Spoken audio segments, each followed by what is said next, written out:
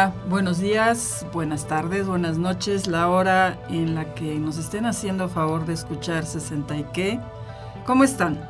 Me da muchísimo gusto que repitan programa con nosotros, que nos hagan el favor enorme de acompañarnos y de acompañar, valga la redundancia, de este podcast dedicado a todas las personas de todas las edades, pero cuyo centro es el edadismo, la dignidad de la persona, las personas mayores, adultos mayores y temas que puedan tener relación con tener 60 y más y que nos afectan ahorita a algunos, a otras personas un poco más adelante y a otras dentro de muchos años, tanto que ni siquiera está en el programa de sus vidas qué es lo que pueda significar tener 60 y más.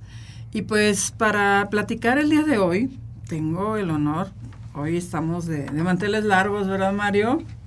Porque nos está visitando nuestro decano regional de Occidente, sí, de la Escuela de Humanidades y Educación de nuestro TEC de Monterrey, Luis David Cabrera Fraire. Sí. Luis, muchísimas gracias por hacernos el honor de estar aquí. ¿Cómo estás? Muy bien, muchas gracias, querida profesora Lucero. Te agradezco mucho esta invitación.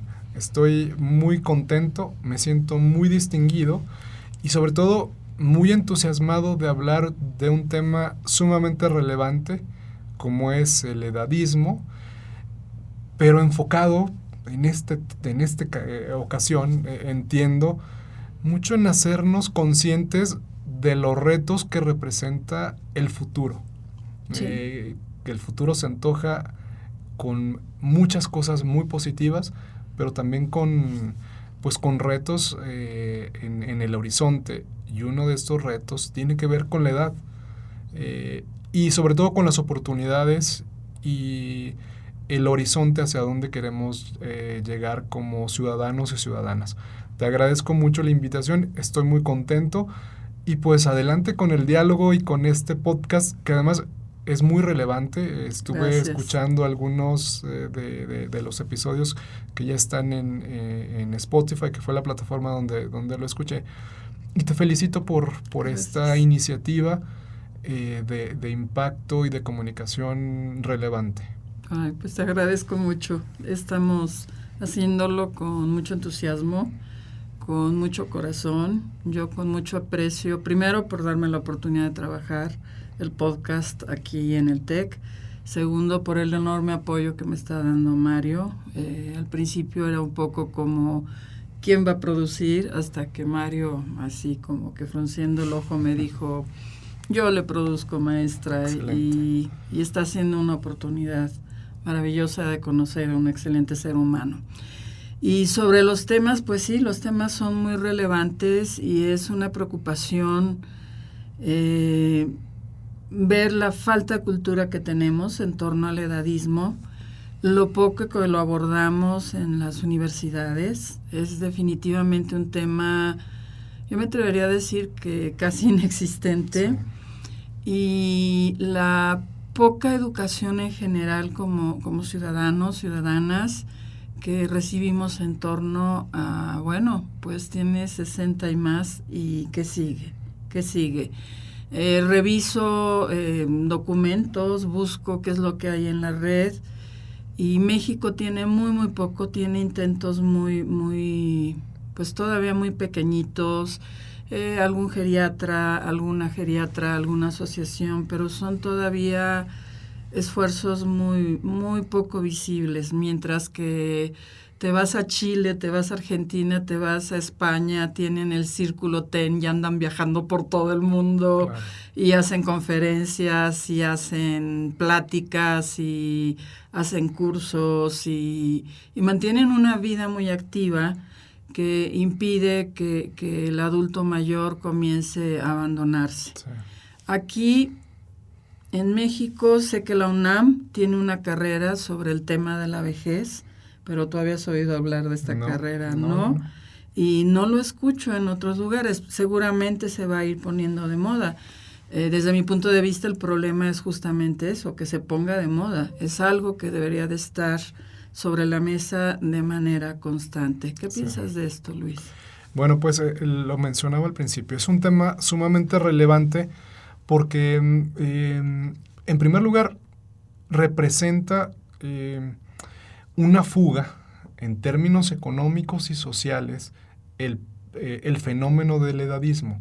Es decir, según datos de la Organización de las Naciones Unidas, 1 de cada 2 ciudadanos a nivel mundial ha sufrido, padecido o incluso se autoconsidera como parte de este fenómeno del edadismo. Y esta autoconcepción o este tránsito por este fenómeno tiene pérdidas económicas sumamente importantes a nivel mundial. Está esta implicación económica, está la implicación social también, que tiene que ver con la exclusión, la falta de oportunidades de crecimiento económicas, educativas, y el otro tema muy real tiene que ver con la cuestión de salud física, mental, fisiológica. Este fenómeno no es consciente, como tú lo has dicho, no es visible, mejor dicho, y sin embargo es muy tangible. Y lo observamos en las oportunidades de desarrollo de las personas que se encuentran en estos extremos. Podemos decir que el edadismo se da en jóvenes. Sí, efectivamente. Y en adultos mayores que padecen estos extremos, estos polos de la población por situaciones y por expresiones de exclusión o de falta de oportunidades, como ya lo mencionaba. Entonces, pero específicamente en el tema de adultos mayores, este fenómeno los priva de muchísimas oportunidades de integración social, económica, política incluso, o educativa, o de gozo, de esparcimiento. Sí.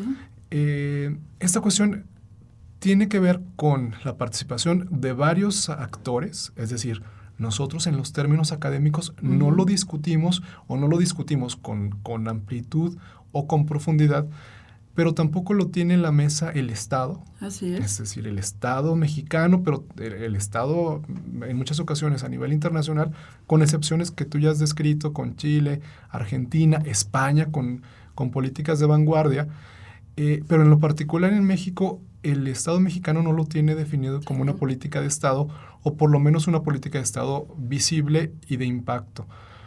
Y esto se ve, vamos a empezar con el tema de la salud. De qué forma aseguramos que las personas mayores tengan asegurado la atención médica, pero además la prevención para llegar a una edad en la que perfectamente las personas de 60 y más tengan una vida perfectamente estable, sólida, con salud. Se tiene la creencia en México que a determinada edad ya los adultos mayores ya no deben de salir, ya no pueden viajar, ya no pueden salir y divertirse, cuando la realidad es que nuestra propia esperanza de vida, el crecimiento de vida, se va ampliando, pero nuestra salud sí va mermando. Y no debería de ser así. Debería ser un fenómeno en el que los adultos mayores, las personas mayores, tuvieran también una estabilidad en temas de salud, con una excelente movilidad, con la capacidad para desplazarse, para hacer ejercicio, para salir, para tener un esparcimiento y una plenitud en la etapa más importante de la vida. Entonces, este fenómeno es multidimensional, donde hay responsabilidad, sí, de parte de muchos actores en la sociedad y en particular del Estado, pero también de las familias. Sí. Y es también una responsabilidad a veces individual, en el sentido de asumirse como una persona en plenitud y con un gran potencial todavía por desarrollar. Sí, y más en una época donde a los 60 años realmente no eres viejo. Exactamente. ¿Sí? Decía una amiga en broma el otro día, dice, creo que ahora ya soy parte de la cuarta edad. Okay. ¿Sí? Sí. Dice, porque ella ya pasa de los 70 y decía, pero pues ella sigue haciendo danza clásica. Y me decía una jovencita de 15 años el otro día, dice, oye, vi a tu amiga haciendo puntas. Sí. Y me decía, es lo más difícil que pueda haber en ballet. Dice, y ella hace puntas. Sí. Y las hace con una naturalidad. Y le decía yo, pues sí, es que es una carrera de toda la vida, ¿no? Sí. De un amor a la danza. Y ella a mí me lo ha dicho, a mí el ballet me dio la cordura para seguir adelante, por ejemplo, durante la pandemia. Sí. ¿Sí? Entonces, también vamos pasando por alto toda esa experiencia acumulada de las personas sí. que debería de ser compartida. Cuando era joven, muy joven, ¿sí? Sí. Y yo sufrí el edadismo por ser joven. Sí. Y entonces yo decía, ¿por qué no es posible, en mi mundo ideal, por qué no es posible que los jóvenes aportemos la fortaleza sí. y que las personas mayores aporten su experiencia y que hagamos equipo? Y lo he pensado cuando era así de joven, después en diferentes oportunidades en el trabajo, aquí en el TEC y en otros lugares, y ahorita, hoy por hoy, lo sigo pensando. Y el problema sigue siendo el mismo, ¿no? Sí. Si eres muy joven, porque eres muy joven, claro. ¿Tú qué me vas a enseñar? Claro. Y si eres muy viejo, qué flojera, ¿qué me puedes enseñar tú? Pues ya estás pasado de moda. Cierto. Hace poco me dijo un alumno, ya es la segunda vez que me lo dicen, me dice, uy, maestra, tiene 62 años, entonces tenemos un problema muy serio. Caray, a ver, dime cuál es el problema. Y me dice, pues tenemos una brecha generacional. Wow, y le dije, la brecha la tienes tú, porque yo mi apuesta está en la intergeneracionalidad. Claro. Y te invito a que trabajemos en ella. Entonces ya se quedó así como muy pensativo. Y esa es otra parte, ¿no? Sí. Que en las universidades, aquí en el TEC en particular, a mí me encanta ver el nivel de interacción entre la gente joven y la gente más grande, mayor, sí. Que se da de manera muy, muy, muy natural, sí. ¿Sí? Pero en la inconsciencia. Sí, sí, es verdad. Y qué interesante ahorita con lo que comentabas. Tenía muchas reflexiones al respecto, porque efectivamente existen, o en apariencia existen brechas generacionales, pero también existe una especie de autoexclusión en donde nosotros mismos o nosotras mismas nos asumimos como diferentes y sí. Vemos a los otros y también somos los otros ante estas personas que nos atestiguan. Y pensaba que uno de los grandes retos justamente de las personas, de los ciudadanos, es también esta integración consciente sí. sobre las brechas generacionales y que de hecho no está tan reflexionado o estudiado. Y a este respecto, maestra Lucero, me encanta la respuesta que tuviste ante este estudiante, sobre todo para hacerlo reflexionar de que estas brechas o estas segregaciones o separaciones no son naturales. Sí, ¿no? Vaya, es decir, son a veces muchos sesgos inconscientes sí. o en otras ocasiones sesgos que en realidad nos van separando pero que naturalmente no deberían de existir. Sí. Y bueno, hablaste aquí una cuestión sumamente importante y relevante, contando tu propia experiencia cuando eras joven y tenías esta reflexión. Y mis ideales. Y los ideales que además son maravillosos porque los ideales debemos de mantenerlos durante toda nuestra existencia. Pero uno de los fenómenos, me gustaría mencionarlo, de este reto que viven los jóvenes justamente pensando en términos profesionales, cuando se gradúan o tienen esta aspiración de trabajo, de integrarse a la vida profesional. Y entonces entra en juego el fenómeno del edadismo y viene este primer estereotipo o prejuicio sobre ellos. Eres demasiado joven y no tienes experiencia para trabajar o para acceder a esta oportunidad laboral. Y me parece que esa es una cuestión que forzosamente tenemos que modificar. Los estudiantes ahorita tienen, me parece, más oportunidades que las que tuvimos muchos de nosotros, en donde forzosamente tenían que tener una experiencia, pero también ver cómo las instituciones académicas o educativas también hacen un esfuerzo por vincularlos desde temprana edad y dotarlos de experiencia. No obstante, la realidad económica, la realidad profesional es que sí exigen que el estudiante o el egresado tenga esta experiencia, y entonces se convierte en una especie de círculo en el que no dejamos avanzar, porque este estudiante debe de contar experiencia profesional, pero no le damos la oportunidad de tenerla.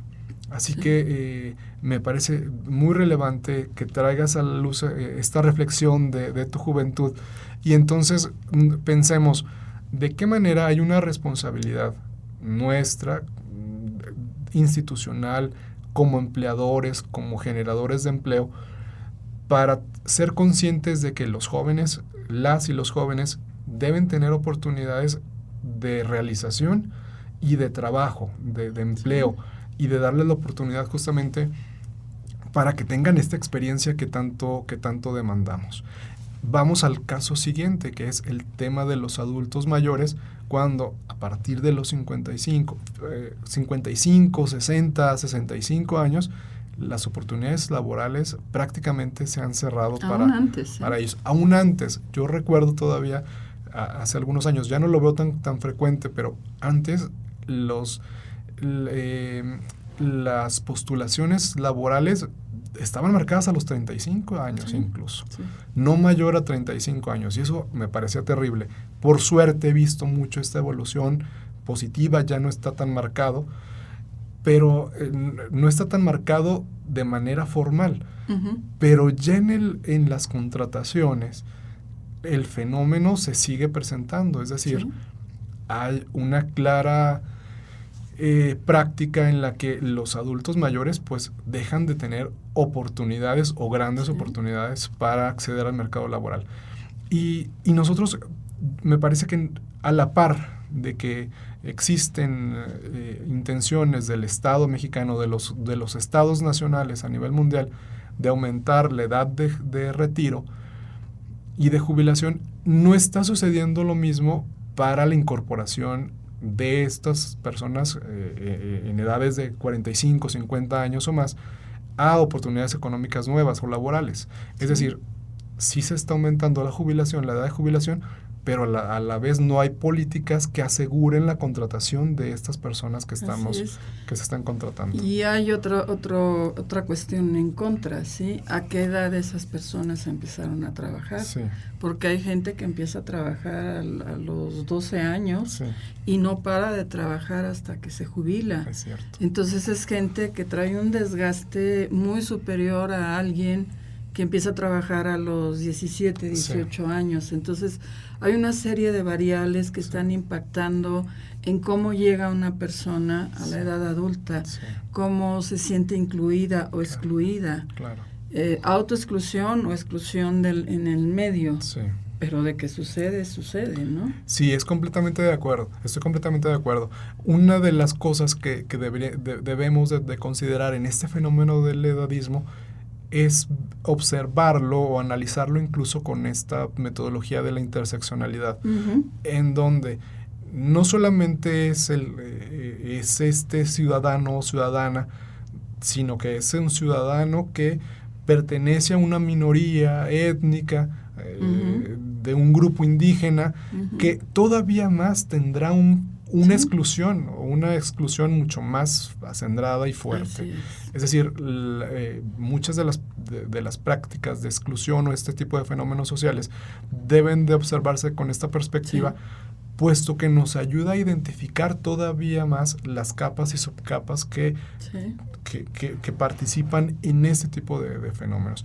Y estoy seguro que viendo, observando, analizando hacia el interior de la masa de ciudadanos y ciudadanas, encontraremos cómo se hace todavía mucho más evidente y fuerte este tipo de prácticas, con mujeres, donde las mujeres todavía tienen más complejo o más difícil salir de este fenómeno, o grupos vulnerables o grupos indígenas, no se diga personas con necesidades diferentes, que desde luego los fenómenos de la exclusión son todavía mucho más evidentes.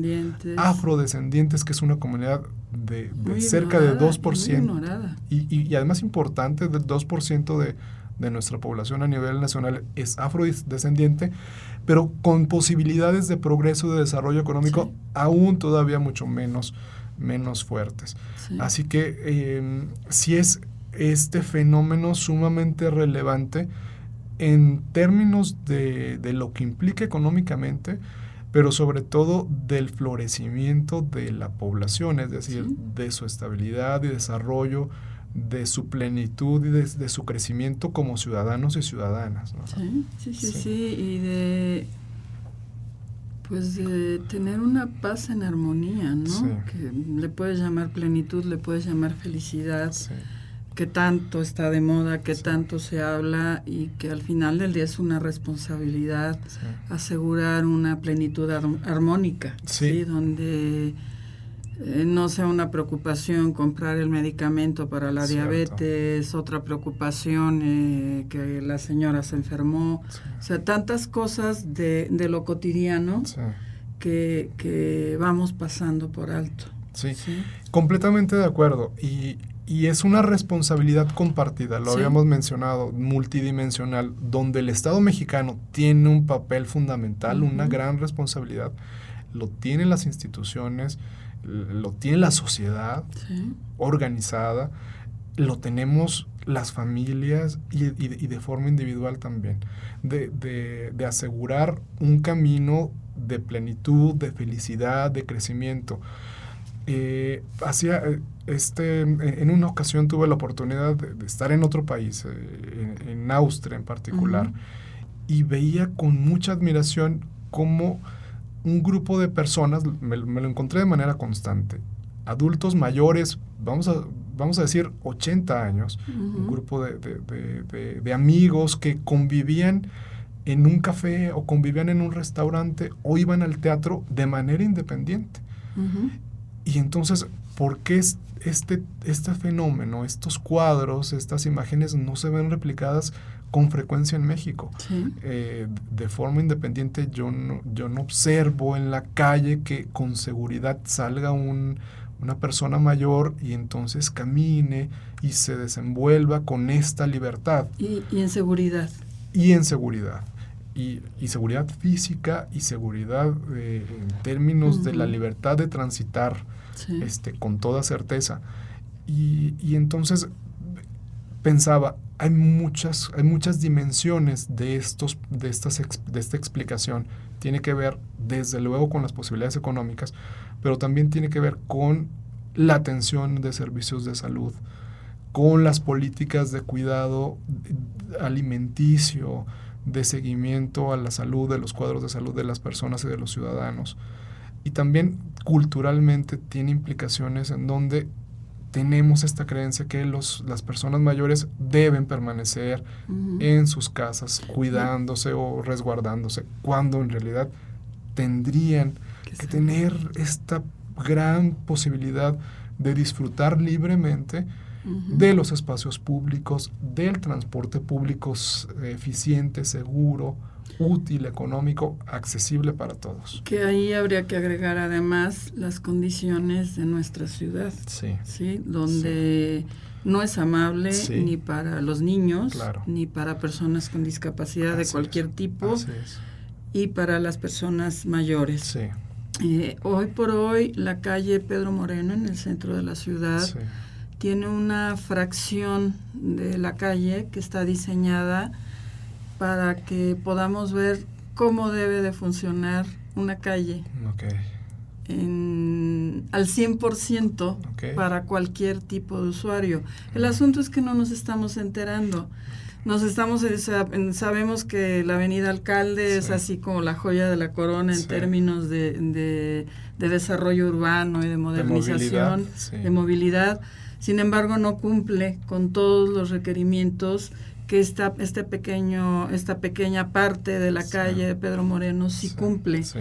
Entonces, valdría la pena ir a darse una vuelta y Sí. ver qué están haciendo con las rampas, qué están haciendo con la seguridad para que se pueda mover cualquier tipo de persona, que no haya tapas rotas, o sea, tantas cosas que pasamos por alto y que a menos que te suceda algo, te haces consciente de que está pasando. No tendría que ser así. Es verdad. El espacio público se ha vuelto sumamente agreste para el peatón, para el ciudadano, para la ciudadana, pero en particular para niños, para personas de la tercera edad, Sí. para mujeres. Sí. Y entonces esta movilidad que debería de ser natural no se está presentando. Pensemos también aquí a las afueras del TEC, enfrente en los semáforos de aviación, por ejemplo, como en los cruceros, ya no digamos ya no situémoslo en uno en particular, Uh-huh. sino en la mayor parte de los cruceros, Sí.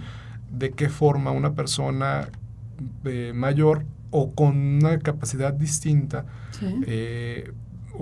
o con una necesidad, Sí. especial, va a poder hacer frente a lo agresivo de su entorno. Sí. Así que hay muchas explicaciones para el porqué de los comportamientos sociales y de las prácticas sociales que desafortunadamente se presentan de accesibilidad, de disfrute, de apropiación del espacio público de personas mayores. Sí. Y cualquier tipo de persona, yo creo que aquí Sí. esto debería ser cualquier tipo de persona, Sí. pero pues las grandes batallas que se han peleado, falta pelear la batalla de este crucero. A ti no te tocó, no estabas aquí en Guadalajara, pero la batalla que fue la ciclovía de Santa Margarita fue una batalla de años, ¿sí? Y fue una batalla donde a cada rato había personas atropelladas. Una de nuestras profesoras tuvo un atropellamiento muy, muy severo y era de las grandes defensoras de la ciclovía. O sea, profesores de aquí peleando, luchando porque se hiciera. Y finalmente es medio funcional. Yo sigo viéndola riesgosa, peligrosa. Sí. El pero sería, ¿y dónde ponemos a la gente de a pie? Sí. ¿Y dónde ponemos en esa gente de a pie al adulto mayor? Sí, completamente de acuerdo. O sea, hay esfuerzos, pero todavía hay esfuerzos incompletos. Porque la infraestructura la pueden desarrollar. Sí. Pero, ¿qué sucede con el resto de los conductores que quizá no asumimos como algo sumamente valioso y con el derecho de transitar de los ciclistas o de los peatones? Uh-huh. Entonces, la ciclopista la construyen, pero es una construcción o es un proyecto a medias, en tanto el resto de los ciudadanos no asumimos como actores centrales a los y a las ciclistas. Sí. Entonces, sí, qué bueno que esta infraestructura la tenemos, pero y la educación vial y el respeto, la civilidad. Y eso viene de casa. Y eso viene mucho en términos de lo que sucede la casa, en casa, ¿no? la escuela, o sea, y es de tiempo completo, ¿no? Sí. Es donde hay controladores de velocidad. Les digo a mis alumnos, se vuelve un cuello de botella porque todo el mundo empieza a bajar la velocidad cuando nadie tendría que decirte nada. Tú sabes lo que está bien y lo que está mal. Sí. Y en función de eso puedes hacer que funcione mejor la vialidad y beneficiar al peatón, que sería el principal usuario. Sí. Entonces, pues hemos ido caminando en el tema del edadismo, pero este es un ejemplo clarísimo, claro. ¿No? Es la ciudad de Guadalajara en particular se ha vuelto pues una ciudad de autos, lamentablemente, siendo tan bella, tan verde, tan llena de flores. Bueno, yo adoro la ciudad en ese sentido, pero el otro día le preguntaba yo a un grupo de profes por qué odian a la ciudad. Y algunos se quedaron sacados de onda y otros me dijeron por el tráfico, ¿ok? Y el tráfico, ¿quién lo hace? Sí, claro. Nosotros, ¿sí? O sea, ¿quiénes somos los ciudadanos, las ciudadanas? ¿Quiénes tenemos que respetar las reglas? Pero no tenemos tiempo, supuestamente, y nos complicamos la vida terriblemente y se la complicamos a la gente que más lo necesita. Eso es lo terrible, eso es lo dramático, y es educación. Sí, y que podemos encontrar muchas explicaciones al fenómeno del crecimiento de los vehículos y de este tránsito intenso en Guadalajara y en muchas partes del país y yo creo que del mundo. Y volvemos a recordar muchas o una raíz del problema, que puede ser el transporte público, que es ineficiente, que es insuficiente, que no está adecuado para para todos los públicos, que no tiene la conectividad que debería de tener. Y que también nosotros, quizá como ciudadanos, no asumimos o no aprovechamos estos recursos que podríamos estar empleando en lugar del automóvil. Que déjame decirte un punto a favor del tren elevado. Sí. Sí, yo tengo una hermana con discapacidad motriz, okay. Y el problema es llegar a donde está la estación del tren, pero llega. En el momento en que ella llega a donde está la estación, alguien por radio avisa que va una persona con silla de ruedas y la está esperando a alguien para que le ayude a hacer su tránsito y dejarla colocada en el vagón, de ida y de regreso, y queda realmente cerca de donde ella vive. Y entonces dice que ella es muy feliz porque no tiene que depender de que alguien la quiera llevar, la pueda llevar, tenga tiempo, todo lo que se puede presentar en el camino. Dice, y le digo, ¿y qué haces? Dice, pues a veces nada más me voy a dar la vuelta. Okay. O sea, me salgo, llego, me bajo en el centro, hago un recorrido por el centro hasta donde me lo permiten las rampas y me regreso, ya me distraje, ya vi gente, compré mis cosas de papelería, las cosas que necesito. Y eso es algo que también la gente no sabe, que en el caso de Guadalajara, esa partecita la está haciendo muy bien. Pero ¿tú la sabías, Mario? No la sabíamos. No la sabemos. Sí, claro. ¿Sí? Y qué bueno que exista ya este desarrollo de infraestructura con perspectiva de inclusión. Exacto. Donde los nuevos proyectos deban asegurar que todos los públicos tengan acceso y puedan, la mayoría, ¿no? O la mayor parte de las personas que tengan este acceso, estas facilidades para ingresar. Y qué maravilloso sería que la mayor parte de las personas, en la medida de sus posibilidades, tuvieran esta iniciativa de caminar, de recorrer, de transitar como lo hace tu hermana, de decir, pues, dadas las facilidades que tiene el transporte, voy a hacer uso del tren y voy a caminar por el centro y voy a despejarme, voy a hacer mis actividades de una manera mucho más integral. Así y bueno, pues eso es un reto grandísimo. Enorme. Y lo que también hay que celebrar es que qué bueno que en la actualidad este tipo de infraestructura, de desarrollo de infraestructura, de conectividad, pues tenga esta visión de ya contemplar a públicos un diseño universal.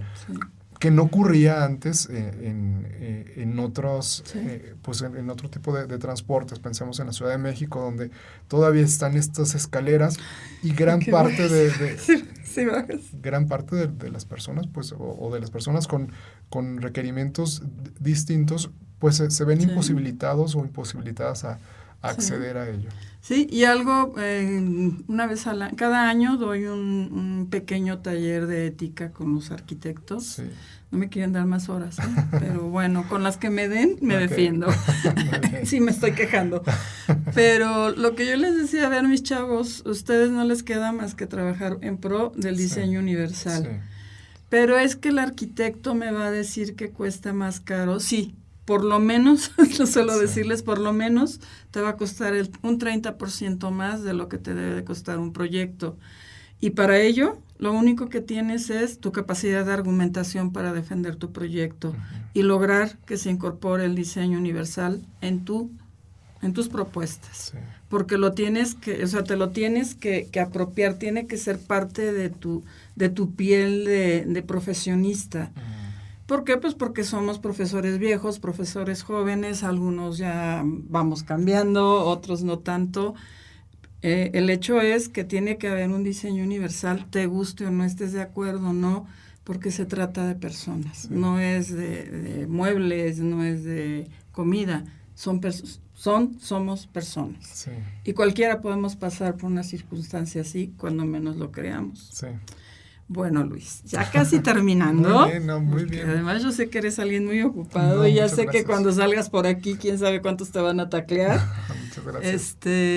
Yo quiero preguntarte algo que sería como muy personal. ¿Cómo te ves tú a mi edad, a los 62 años, 62, 65 años?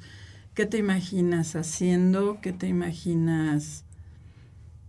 ¿Cómo te imaginas viviendo? Sí. Considerando que tú no eres ley 93. Yo no soy ley 93. 73. Desafortunadamente no soy ley 73. Sí. Y estaba, hace no muchos días, estaba viendo un meme con mucha risa y con mucha reflexión, porque decía, era una persona que se cuestionaba, ¿por qué no tengo una máquina del tiempo para viajar a 1993? No, 73. Pero fue en la ley entró en vigencia en el 97. Uh-huh. La ley entró en vigencia en el 97. Entonces el meme decía, ¿por qué no tengo una máquina del tiempo para viajar a 1996 y inscribirme al Seguro Social? Sí. Y sí, desafortunadamente no soy ley 73 porque esta gran prestación del Estado pues se concluye en el 97 justamente ante el evidente cambio de la pirámide poblacional. Sí, está dando la vuelta. Está dando la vuelta, que ese es un tema que me gustaría tocar después si me invitas. Claro. Pero el Estado dice, estoy a punto de entrar en la quiebra y es importante cambiar el sistema de pensiones. Y así seguimos. El sistema de pensiones que ya no da para más. Ya no soy ley 73, pero me gustaría estar como tú. Uh-huh. Me gustaría estar pleno. Gracias. Con esta inteligencia, con esta elocuencia, apunta, Mario, esta elocuencia que tú tienes, y con este dinamismo. O sea, es decir, yo no pensaba que tenías la edad que mencionas, porque además así debemos vernos todos a la edad que tienes. Así que me gustaría estar como tú, pleno, muy consciente, con mucha energía como la que proyectas. Me gustaría estar activo, trabajando, mental y físicamente, con esta fuerza, con esta fortaleza. Y me gustaría seguir contribuyendo educativamente, socialmente a mi comunidad. También con la capacidad para viajar, para desplazarme independientemente, que eso es muy importante. Sí. Disfrutando del arte, disfrutando de la comida, por ejemplo, que se tiene también la creencia y en parte de realidad de que la edad tiene ya entonces muchas limitantes en términos de la comida y de la dieta. Así que pues me veo como una persona feliz, como tú lo proyectas. Con sus asegúnes, pero sí. La vida es con estos altibajos, pero sí, muy como el ejemplo que tú proyectas. Muchas gracias. Y yo creo que tener siempre, y de eso hablábamos en el programa, en el podcast anterior, es tener un proyecto más allá de la vida laboral, institucional, ¿no? Sino desde antes de irte, tener algo que ya está ocurriendo y que se va a consolidar cuando te vayas, ¿no? Sí. Entonces, pues Luis, ¿qué te gustaría decirle a los jóvenes para que se suban en el tren de reconocerse, de reconocer que más pronto de lo que se imaginan van a llegar a una edad adulta, de adulto mayor, que no son, como decía mi mamá, no van a ser jóvenes toda la vida, entonces hay que prever. Sí. Híjole, quisiera mencionar muchas cosas. Una de ellas es que el tiempo es vertiginoso y vuela. Es increíble cómo evolucionamos y crecemos y maduramos. Así que el primer punto, la primera observación, invitación que yo les daría es disfrutar al máximo su vida con todos el respeto al cuerpo, al cuidado del medio ambiente, al cuidado del otro, a la responsabilidad que tenemos como ciudadanos. aprender al máximo todo lo que se pueda, viajar, hacer ejercicio, ayudar a los demás, asumirse como parte de una sociedad, de un grupo, y hacer todo desde ahora para que tu crecimiento, tu madurez, tu etapa de plenitud